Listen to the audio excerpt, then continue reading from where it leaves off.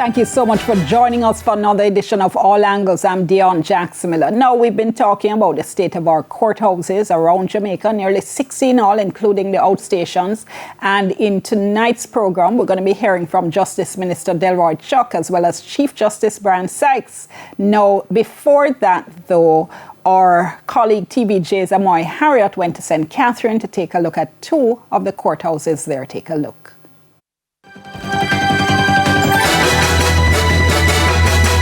We visited the St. Catherine Parish Court in Spanish Town. It's one of many structures riddled with issues. I'm currently standing in the male staff bathroom at the St. Catherine Parish Court. As is evident behind me, both urinals are out of use and only one of two toilets are in working order. On top of that, we understand that from time to time there are water challenges in the bathroom. Therefore, persons using this bathroom have to catch water in this jug, not only to wash their hands, but to also flush the toilet. Now, lack of proper bathroom facilities is just one of many issues plaguing the courthouse.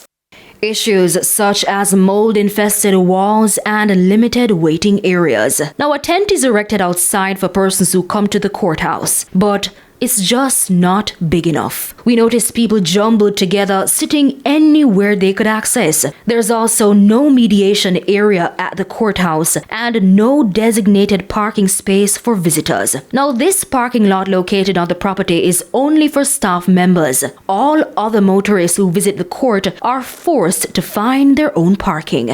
Just a few years ago, I believe it was 2 years ago, a lawyer, my colleague, came to the Spanish Town court, parked outside, and when she went into court and came back out, her car was missing. It was stolen. That car has not yet been recovered. Today, these are live and real issues that attorneys face.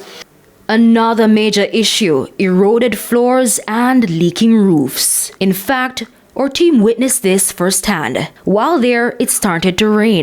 Now, despite being indoors, our team, staff members and persons who came to court had to be dodging flood waters. The situation got so dire that 2 court proceedings were paused and the respective courtrooms evacuated. In neighboring Linstead, a similar crisis. One of the courthouses most complained about is the Linstead outstation of the St. Catherine Parish Court. Now, as you can see, the building is currently closed to the public and construction work is now underway. Court proceedings have been temporarily relocated to the Holy Trinity Anglican Church, which is just across from the court. Now, we were told that the work being done here today will span over 3 months and is to address some major damages sustained during the passage of Hurricane Beryl. But some residents in the area that we spoke to told us the issues were present long before the hurricane. And I think it's been a long time it's been like this. Friday was a disaster. When you went up inside there, the water was coming out the roof like a pipe burst inside the court part. Not to mention down where the guards are kept to be protecting your loved ones there. The system not right, man. Them fi do something. You see it? Cause the youth them catch all wingworm and germs and them something then rat running in your food. You can't sick and dead and them something that you know. You need for remag because courthouse no for looks. But these are just 2 of many courthouses causing outrage in recent months. Similar issues have also been identified at the Kingston and St. Andrew Parish Court in Halfway Tree and the Supreme Court in downtown Kingston. The courts are not only old in terms of their infrastructure, but they are outdated to meet the modern needs and evolving nature of the legal profession, for example. Members of the legal fraternity are at their wits' end.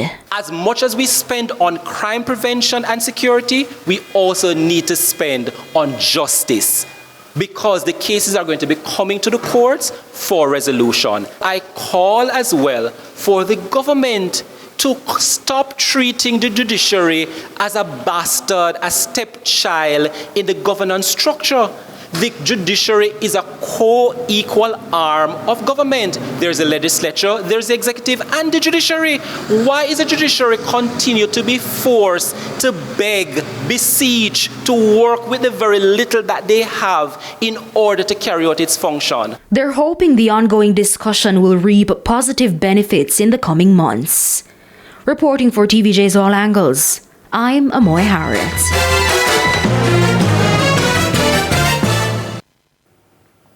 And we're joined now by Justice Minister Delroy Chuck. Mr. Chuck, thank you so much. We appreciate you coming in.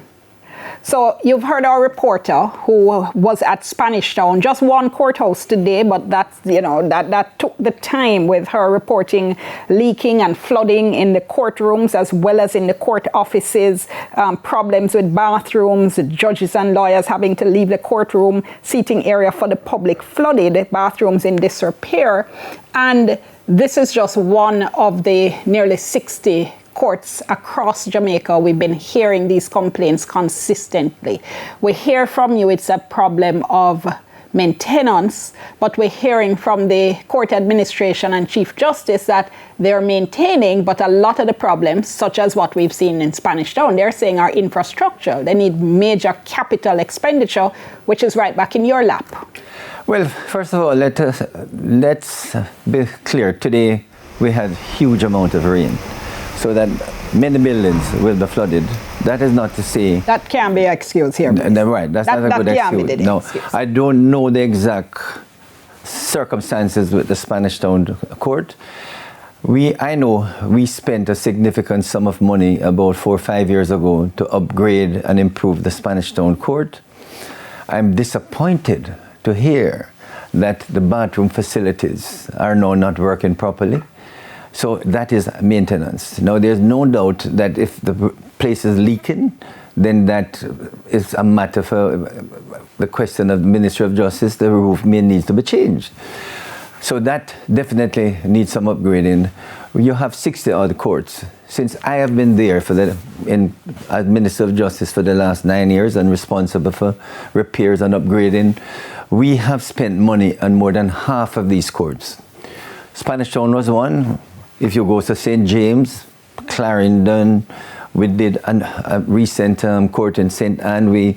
The Mandeville court was burnt down. We have completely renovated it so that it now becomes the Manchester family court.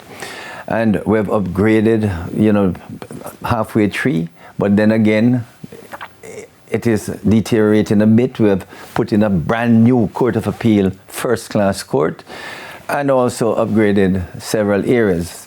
It is a fact that quite a number of courts still need to be upgraded.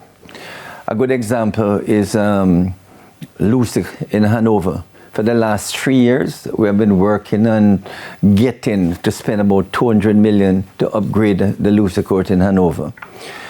Clarendon, which is now in a really good condition. I mean, I was very proud to see the work that was done there. The same with St. James. Both courts, say Clarendon. Clarendon took about 5 years for us to be able to go through procurement, employ contractors, and get the work done at Clarendon.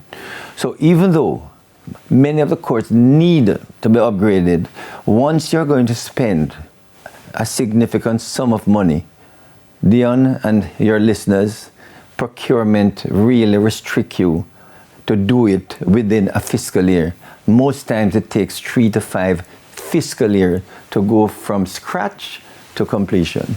Okay, but a couple of things. One, you've been minister for more than 3 to 5 years. That's one. And I've been 9 years, almost 9 years. There you go. So we have about 3 cycles that we would have been able to work on. And the other is that even with the courts you're mentioning, we've been getting complaints. So the lawyers in Mandeville have been complaining about space. No, not the family court. What happened, because we need to build a new court to replace the present court, which has been turned into a family court. We bought the land over 5 years ago to build a new court. And up to this moment, although we have the architectural drawing, we have everything in place, it can't start. Where they have a problem, we have been renting a plaza, James Plaza, and quite frankly, we never expected to be there for more than 2 years. I think we have gone over 3 years now. Which was exactly the point I was going to make, that even the temporary arrangements are inadequate. And it's as if people are just expected to get on with it in these very, inadequate circumstances. You mentioned St. James, for instance. The Chief Justice spoke about the family court in St. James, which itself also in a plaza which was supposed to be temporary and has been there. Well, the analogy, the description he used was that people who came to work, they are now ready to retire. And it's the temporary court is still there. And the Mandeville Plaza, you mentioned there the issue of parking. You mentioned upgrading Halfway Tree. I know you travel with a driver, Minister, but I can tell you there is no parking at the Halfway Tree court. None. Well, there's no doubt that the Halfway Tree really, they have the courts, but parking is a problem.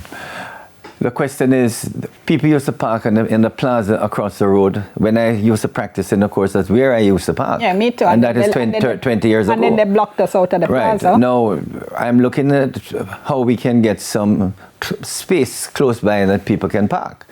But it's just that most persons come into court now drive rather than taking taxis or taking the bus. So it is a challenge to find parking space, say at Halfway Tree. Sutton Street, we had the problem. We were able to buy the land across the Sutton Street court, and now there's more than adequate space for parking at Sutton Street. We are looking at the old Ministry of Housing at Hagley Park, where we now have that property. We might be able to utilize some space there for persons to park there, but then they have to walk over to the court.